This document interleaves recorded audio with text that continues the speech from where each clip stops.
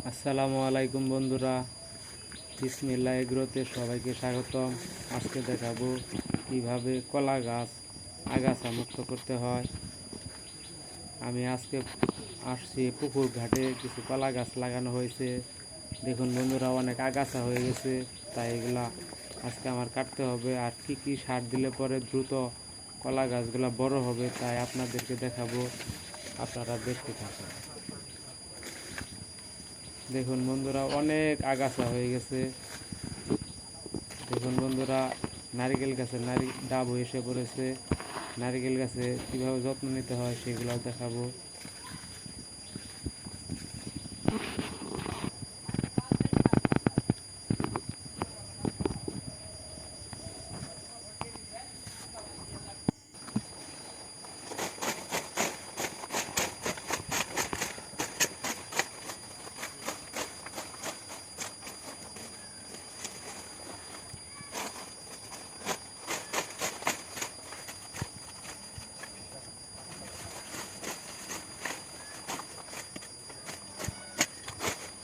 দেখুন বন্ধুরা, আগাছাগুলো কীভাবে কাটতে হয় আর কীভাবে কাটতেছি।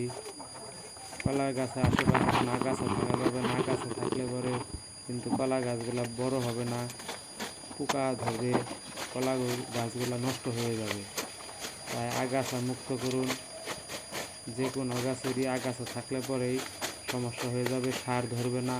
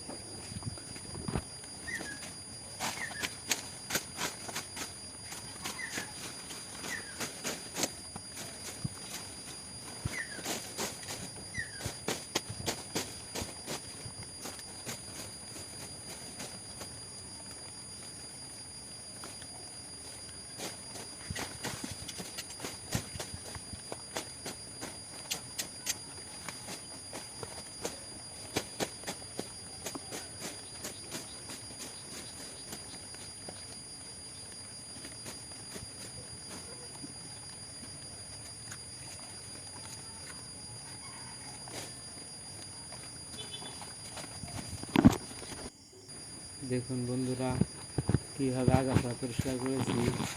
আপনারা ওইভাবে আগাছা মুক্ত করুন।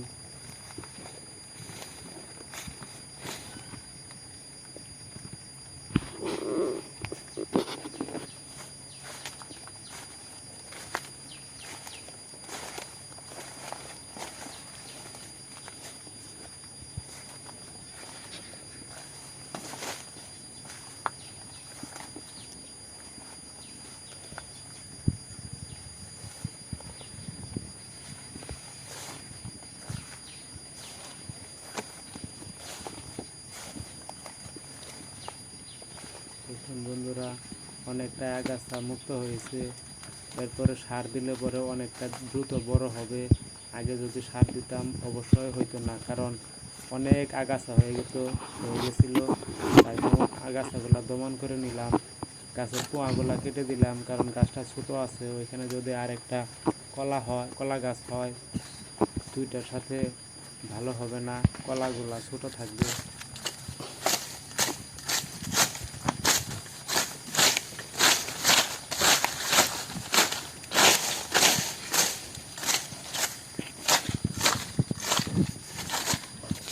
ছোটো অবস্থায় অবশ্যই কলা গাছের পোঁয়া দিতে দিবেন না, ওগুলা কাইটা দিবেন। তা না হলে পরে কিন্তু কলা বেশি বড় হবে না।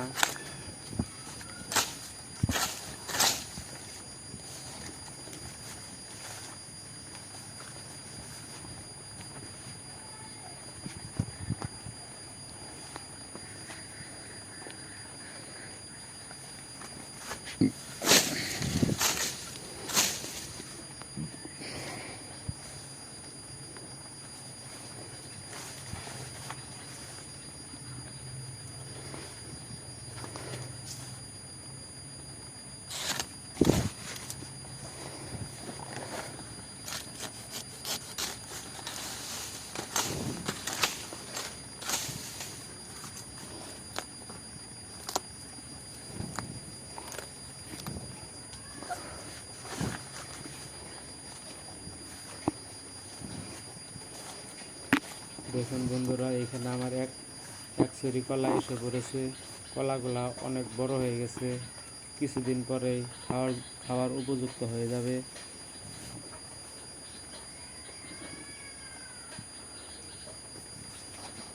এই পাশে কলাগুলো আগে লাগাইছিলাম, তাই এখানে কলা আইসা পড়ছে। এইখানে একটা এক ছুরি কলা বের হয়ে পড়ছে।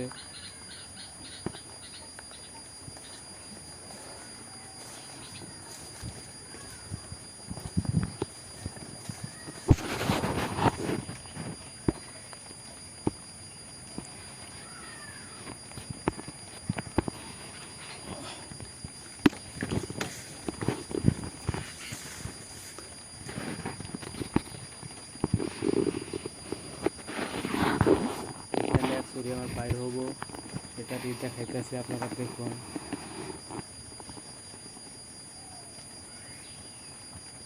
ভিডিওটি ভালো লাগলে অবশ্যই লাইক, কমেন্ট, শেয়ার করে যাবেন। আসসালামু আলাইকুম।